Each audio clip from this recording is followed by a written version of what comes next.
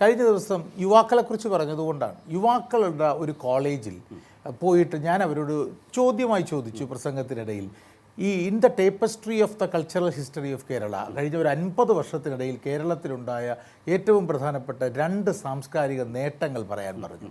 അതിലൊന്ന്, ഒന്നാം പിണറായി ഗവൺമെൻറ്റിൻ്റെ കാലത്ത് അങ്ങ് മന്ത്രിയാകുന്നതിന് തൊട്ട് മുൻപ് നടന്നൊരു കാര്യമാണ് ആ കുട്ടികൾ പറഞ്ഞത്.